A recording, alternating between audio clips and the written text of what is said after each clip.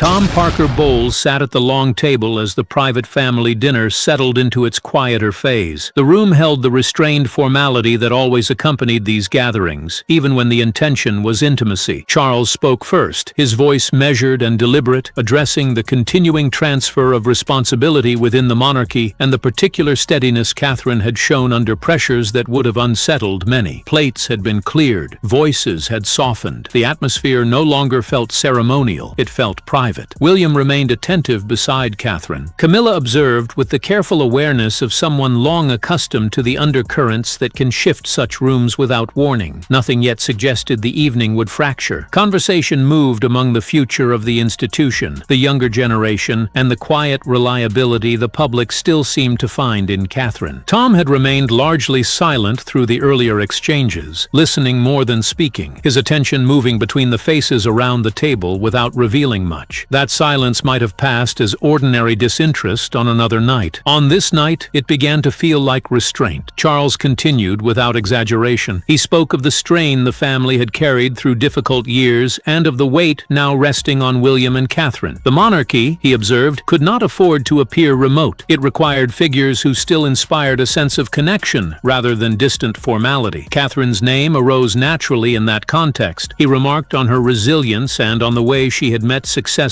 public pressures without allowing every difficulty to become spectacle. The praise carried force precisely because it remained understated. Another voice at the table extended the thought toward the longer horizon of the institution itself, the place of the younger Wales family, their children, the school visits and walkabouts, and the capacity Katherine had shown for rendering formal occasions less rigid while never violating the boundaries that sustained them. The conversation remained focused on continuity and confidence. Tom still said nothing. Camilla watched. William's eyes moved between his father and the rest of the table. Katherine listened without interruption, the same composed presence she brought to nearly every room she entered. Then one word altered the temperature of the room. Someone observed that the public did not merely admire Katherine, they trusted her. Admiration attaches to image. Trust attaches to character. The distinction registered with everyone present. Tom looked up. He did not contradict the remark. He entered the conversation with apparent agreement. Katherine, he said, understood the position exceptionally well. She knew what the public expected of a Princess of Wales. On the surface, the observation was unexceptionable. She had spent more than a decade mastering protocol, timing, presentation, and the discipline required to remain composed in rooms where every movement could be photographed and interpreted. Charles gave no sign of objection. Katherine remained attentive. William watched Tom more closely now, though there was still nothing in the words themselves that demanded confrontation. The word trust, however, had changed the air. Tom continued. He spoke of the clothes she chose, understated, familiar, never excessive. He spoke of the controlled emotion she displayed, visible enough to register as human, restrained enough to appear steady. He described the way she lowered herself to speak with children, the attentive listening that made formal encounters feel personal, and the small gestures of warmth that traveled further in public memory than any prepared speech. Each detail, taken alone, could have passed as appreciation. Arranged in sequence, they began to function differently. The conversation no longer felt like praise. It felt as though he were taking Katherine apart piece by piece and laying the pieces on the table for examination. William's attention sharpened. Camilla registered the shift as well. What had begun as commentary on competence was becoming an argument about construction. Tom pressed further, itemizing the soft expressions, the careful pauses, the calibrated vulnerability shown in difficult public moments. Nothing in the catalog was overtly hostile, yet the cumulative effect was unmistakable. He was presenting Katherine's public manner as a studied assembly rather than an expression of character. The room grew quieter. Charles had fallen silent. Katherine's hand rested motionless beside her glass. The observations continued to accumulate. The understated clothing that never overwhelmed an occasion. The emotion held in check so that it remained readable without becoming dominant. The particular quality of attention that made people feel noticed. Each element, isolated, was accurate enough. Together they formed something else. The list lengthened without pause. Understated clothing, controlled emotion, gestures around children, the careful pauses, the expressions that seemed to convey recognition. One observation followed another until the conversation no longer resembled recognition of strength. It resembled an inventory. William's focus had narrowed entirely onto Tom. Camilla's expression had tightened. The private habits William had witnessed when cameras were absent, the quiet conversations before an engagement, the moments moments of private doubt followed by public steadiness were being recast as technique. Tom could not see those private moments. He saw only the finished public surface and chose to interpret it as deliberate construction. Then Tom introduced Diana. The name alone stilled the table before he finished the thought. He suggested that Catherine's popularity rested in part on her success at presenting the kind of princess Britain already knew how to love. The public, he implied, retained a clear emotional memory of what a Princess of Wales should evoke. Certain gestures registered, certain qualities endured, certain images remained. The room waited. Katherine looked down. Her fingers stopped beside her glass. She did not move it. She did not answer. William looked at her, then back at Tom. Across the table, Camilla's eyes shifted toward William. She had seen the change in his face. The warmth had gone out of it. Charles remained silent. He delivered the line that froze the room. Katherine, he said, had been very successful at becoming the kind of princess people wanted to remember. The sentence hung in the air. It could have been framed as recognition of continuity or of dignity that recalled a more emotionally connected monarchy. In context, after the meticulous catalog of clothing, gesture, and controlled feeling, it carried a different weight. He was asserting that she had studied Diana as a template and reconstructed herself accordingly. That was not a compliment. It was an accusation about character framed as an observation about strategy. Katherine still did not speak. Her silence made the air heavier. Katherine did not answer him. The silence that followed the remark settled over the table with a weight that no raised voice could have matched. She lowered her eyes for a moment, not in submission, but in the deliberate withdrawal of engagement. Her hand, which had rested lightly beside her glass, simply stopped moving. The fingers did not tighten. The glass was not lifted. Her expression remained controlled, the same measured composure she had carried through years of public scrutiny, yet those who knew her recognized that the stillness was not emptiness. It was containment. Tom continued speaking as if the lack of immediate reaction gave him further license. He pressed the distinction he had begun to draw. Some women, he suggested, drew affection simply by existing as themselves. Others understood with precision the image the public wished to see and shaped themselves accordingly. The implication no longer required decoding. Warmth was being reframed as strategy. Restraint was being reframed as rehearsal. The quiet connection people felt in her presence was being reframed as performance. Katherine still did not speak. She did not challenge the characterization. She did not demand an apology. She did not attempt to embarrass him in front of the family. Her eyes remained lowered a fraction longer than necessary, then lifted again with the same steady regard she brought to difficult public moments. The silence itself became the response. It refused him the argument he might have preferred. It refused him the visible wound that would have allowed him to claim the exchange had been mutual. She simply sat there, composed, while the accusation settled into the room. William watched her closely. He had seen that particular stillness before. It was the same containment she used when cameras pressed too near or when speculation turned personal. It was not indifference. It was the refusal to grant the moment more power than it already possessed. Around the table, the others registered the same restraint. Camilla's attention had shifted fully to her son and then to William. Charles remained silent, measuring the damage. The private dinner that had begun with measured conversation about the future of the monarchy had narrowed to a single unbroken quiet in which Catherine's composure became the most visible element in the room. The words carried additional force because they came from Camilla's son. An external commentator making the same claim would have been dismissed as noise, another round of the comparisons that had followed Katherine since the earliest days of her public life. Spoken across a family table by the son of the woman who had stood at the center of so much of Diana's pain, the remark acquired a different charge. It was no longer abstract commentary on public image. It was a judgment delivered from inside the family circle itself. Tom had drawn a line between genuine affection and manufactured affection, and placed Katherine firmly on the manufactured side. Her popularity in this telling rested not on consistency of character, but on a calculated understanding of what Britain already knew how to love. The soft expressions, the understated clothing, the careful gestures with children, the controlled vulnerability in difficult moments, all of it was being presented as evidence of study rather than evidence of self. The implication reached further than the immediate accusation. It suggested that the public's trust, the very quality Charles had praised only minutes earlier, was itself the product of performance. If Katherine had become skilled at presenting the kind of princess people wanted to remember, then the trust attached to her was not freely given to a person, but carefully elicited by an image. That reframing touched the core of how she had conducted herself for more than a decade. It converted private discipline into public strategy and turned years of careful navigation into something closer to imitation. Katherine remained silent. The silence continued to function as its own answer. She had spent years refusing to turn Diana into a rivalry. She had never needed to diminish William's mother in order to establish her own place. She had allowed the comparisons to come and go without fighting every headline or every photograph. Now Tom was claiming the opposite, that she had not merely lived under the shadow but had learned how to use it. The distinction was absolute. One version cast the comparisons as a burden she carried. The other cast them as a tool she had chosen. William understood the full shape of the insult almost at once. Tom had not simply criticized his wife's public manner. He had taken the memory of William's mother and used it as the instrument with which to question whether Katherine was genuine at all. The double nature of the injury registered immediately. Katherine's character was diminished. Diana's legacy was weaponized. For years, William had watched the comparisons arrive, whether invited or not. A coat could become a headline. A gesture could be placed beside a photograph from 20 years earlier. A hospital visit, a hand on a shoulder, a quiet moment with a child, all of it could be pulled into a story about the woman who had once held the same title. He had seen Katherine enter a family in which his mother's memory was not distant history, but a living presence that followed him into adulthood, into marriage, and into fatherhood. He had spoken of how Katherine never knew Diana, and therefore could not supply certain details when their children asked questions. He kept that memory alive in his own way. That was his role. And he had been clear, repeatedly, that no one was attempting to fill his mother's shoes. Katherine would make her own future, yet the pressure of comparison had never fully lifted. If she dressed differently, people noticed. If she wore something that recalled Diana, people noticed that as well. Emotion invited the comparison. Composure invited it too. There had been no clean exit. Tom's words transformed that long pressure from an external burden into an alleged internal strategy. He was not accusing Katherine of struggling to escape the shadow. He was accusing her of deliberately stepping into it and shaping herself according to its outline. That distinction changed everything. William looked at Katherine once more. The composure was still there, intact. Then he looked back at Tom. The insult was no longer abstract. It had become personal on two fronts at once. The accusation carried a particular intimacy because of who delivered it and where. Tom was not speaking from a television studio or a newspaper column. He was Camilla's son, seated only feet away from William and Katherine, inside the same family circle. The words had crossed the boundary that usually protected such conversations from external judgment and had entered the private space where every person present understood how sensitive Diana's name remained. Any suggestion that Katherine had deliberately borrowed from Diana could not be separated from the history sitting around that table. Diana was not a famous predecessor whose style could be discussed and then set aside. She was William's mother. The memory was personal before it was public. Using that memory to question Katherine's authenticity created a double violation that no amount of talk about public image could soften. It diminished the living wife while instrumentalizing the dead mother. William had protected both for years, the integrity of Diana's memory and the legitimacy of Katherine's place beside him. Tom's remarks struck both at once. The list of observations about clothing, gesture, and controlled emotion had already begun to reframe Katherine's public self as constructed. Anchoring that reframing to Diana gave the construction a template and, by implication, a motive. The trust Charles had praised only a short time earlier was being recast as the successful result of studying what people already wanted to feel. Katherine still had not spoken. Her continued silence refused to supply Tom with the reaction that might have allowed him to claim mutual escalation. The room remained locked in the quiet she had established. Camilla's expression had grown more guarded. Charles had not yet intervened. The private dinner had narrowed to a single fault line running between Tom's words and William's recognition of what those words had done. The scrape of William's chair across the floor cut through the room with a clarity that no raised voice could have achieved. He stood slowly, deliberately. There was no sudden movement, no fist against the table, no theatrical gesture that could later be dismissed as temper. He simply rose and allowed the silence to reassert itself before he spoke. The absence of outburst made the moment more pointed. Tom had been continuing his explanation, attempting to frame the remarks as commentary on presentation and historical association. The sound of the chair stopped him. William looked directly across the table. The warmth that had been present earlier in the evening was gone. What remained was controlled, focused attention. Camilla registered the shift at once. She looked from William to her son and understood how far the conversation had traveled from the earlier discussion of the monarchy's future. Charles remained still, measuring the room. Katherine stayed seated, her composure composure unbroken. The private gathering that had begun with plates and measured conversation about continuity had become a confrontation held in place by William's decision to stand. He did not speak immediately. The pause itself carried weight. It forced every person at the table to register that the boundary had been crossed and that the response would not be absorbed in silence. "You do not speak about my wife like that." The sentence was quiet. It landed with greater force because of the quiet. Tom blinked, then attempted to pull the exchange back towards safer ground. He said the point had concerned public image, nothing more. Royal presentation, media expectation, the way historic roles carried certain visual and emotional associations. He insisted he had been speaking about how people responded to symbols, rather than making a personal attack on Katherine. William did not move. He did not accept the reframing. Tom had not criticized a communications plan or an abstract discussion of monarchy and memory. He had questioned Katherine's character. He had taken qualities she had demonstrated for years, the steadiness, the attention, the controlled presence, and recast them as calculation. Then he had used Diana to make the accusation adhere. William stated the distinction without embellishment. Katherine had never asked to be Diana. She had never claimed to be Diana. She had never entered the family under any pretense that she could replace the woman who had been his mother. The title came with history. Everyone at the table knew that. Katherine knew it better than most, but carrying history was not the same as exploiting it. Tom had collapsed the two. The room remained completely still. Camilla's attempt to intervene had not yet come. Charles had not yet spoken. Katherine remained seated, watching without interrupting. William's voice stayed controlled, but the control no longer concealed the anger. It channeled it. Tom continued to explain. He spoke of the pressure attached to the title of Princess of Wales, of the comparisons newspapers made as a matter of course, of the way any woman in that position would inevitably be viewed through the lens of history. He tried to convert the exchange into an abstract conversation about branding, public perception, and the emotional memory attached to certain roles. William refused the conversion. The remarks had not remained abstract. They had become personal the moment Tom suggested that Katherine knew exactly what image people wanted and had shaped herself around it. That was the line. Talk of media strategy or historical association could not erase it. Camilla attempted a careful intervention. She suggested that Tom's meaning had been misunderstood, that he had been speaking generally about public expectation and the burden of royal roles. It was an effort to lower the temperature without directly defending the words themselves. William looked toward her only briefly before returning his attention to Tom. The meaning, he made clear, had not been misunderstood. It had been plain. If Tom had wished to discuss media strategy, he could have done so. If he had wished to discuss the historical comparisons that followed every Princess of Wales, he could have done that as well. He had gone further. He had implied that Katherine's public self was a deliberate construction built from the memory of another woman. That implication could not be softened by later claims of abstraction. Katherine still had not spoken. Her continued restraint left Tom without the reactive counterpart that might have allowed him to claim the exchange had become mutual. The deflection attempts continued to thin under William's refusal to accept them. William's anger remained controlled, but was now unmistakable. He observed that Katherine had spent years being compared with everyone except herself. Every outfit, every photograph, every public moment had been examined against somebody else's memory. She had carried that pressure without converting it into resentment. Tom had now sought to use the same pressure as proof that she had manufactured who she was. Then William asked the question that altered the register of the evening. Was this really something Tom had only thought of tonight? The room changed again. The question was no longer about a single sentence spoken at dinner. It was about the origin of the sentence. Tom hesitated. The hesitation was brief but visible to everyone at the table. William registered it. He asked again, more quietly. Was this the first time Tom had spoken about Katherine in these terms? Camilla's face tightened. Katherine finally looked up. Tom opened his mouth, yet no answer arrived quickly enough. The pause itself became evidence. An insult delivered in the moment could be challenged directly. An idea that might have circulated earlier, in rooms where William was not present, raised a different order of problem. The question hung in the air, unanswered, while the private dinner continued to contract around it. Before Tom could assemble a reply, Charles spoke. He did not raise his voice. He did not instruct William to sit down. He did not rush to defend his stepson. For several seconds, he simply looked across the table, first at Katherine, then at Tom, as though assessing whether any graceful recovery remained possible. It did not. When he finally spoke, the words were brief. Tom owed Katherine an apology. That was all. No extended lecture. No attempt to contextualize or soften the requirement. The brevity gave the rebuke its weight. Only a short time earlier, Charles had been speaking of Katherine as one of the figures helping to carry the monarchy forward. Tom had taken that conversation and turned it into something corrosive. Charles had now drawn a line of his own. Tom looked toward Camilla. She remained caught between competing obligations. To challenge William risked appearing to endorse the original remarks. To condemn her son openly meant rebuking him in front of the family. To remain silent would itself become a statement. She stayed still. The intervention from Charles had clarified the immediate requirement, yet it had not resolved the deeper question William had posed about the origin of the idea. Tom offered an apology. It was not dramatic. He stated that he had not intended to insult Katherine. He described the point as poorly expressed. He accepted that the comparison had gone too far. The words addressed the surface offense. They did not answer the question William had asked. Where had the idea come from? Had Tom formed the opinion entirely on his own after years of public comparisons? Had he heard similar observations elsewhere within the family circle? The apology provided no clarity on any of those points. Tom continued to speak around the matter, returning to the media's habitual comparisons and the general pressures attached to the title. William had not asked about newspapers. He had asked about the people around the table and the conversations that might have occurred when he was not present. Katherine still said nothing that would escalate the exchange. She could have pressed for a fuller accounting. She could have asked Camilla directly whether she shared her son's view. She did neither. Her restraint continued to function as the quiet contradiction of the very accusation Tom had leveled. He had suggested she knew how to manufacture dignity for an audience. She sat there, without an audience of cameras, declining to humiliate the man who had diminished her. The irony registered with everyone present. The apology had been given. The immediate demand Charles had made had been met on the surface, yet the hesitation that had preceded it remained the detail William could not set aside. An insult can be answered. An apology can be accepted. A poorly judged sentence can be attributed to the moment. Hesitation in response to a question about prior discussion is different. It raises the possibility that the idea did not originate at the table. Tom had paused when asked whether he had spoken of Katherine in these terms before. The pause had been visible. No subsequent explanation had erased it. Camilla had not supplied clarification. Charles had not pressed further once the apology had been offered. Katherine, still refusing to convert the evening into something uglier, allowed the silence on that point to remain. The dinner could not recover its earlier tone. Attempts to restart conversation faded quickly. Charles spoke little. Camilla remained guarded. Tom's earlier ease had disappeared. The private gathering that had begun with discussion of the monarchy's future and the trust attached to Katherine had narrowed to an unresolved question about whether that trust had been discussed differently in rooms William did not enter. The dinner began to dissolve without formal conclusion. Chairs moved. Voices lowered. People left the table with the stiff courtesy of a gathering that had ended long before anyone officially acknowledged it. William stayed close to Katherine. Tom remained behind with Camilla for a time. What followed William from the room was not solely the insult itself. It was the question that had never received a clean answer. Who had been speaking about Katherine when he was not present? Had the idea that her public self was a deliberate construction built from Diana's memory circulated earlier? The apology had addressed the words spoken that evening. It had not addressed the possibility that those words reflected something already present. Katherine had closed the subject without retaliation. She had refused to escalate. Her composure had remained intact from the first moment of the accusation to the final dispersal of the table. Yet the silence around the origin of the idea continued to function as its own form of unresolved tension. An insult delivered in the open can be confronted. An idea that may have traveled quietly through private rooms before reaching the table leaves a different residue. The private dinner that had begun with Charles speaking of continuity and trust had ended with a lingering doubt that no apology fully removed. The question remained unanswered as the evening broke apart.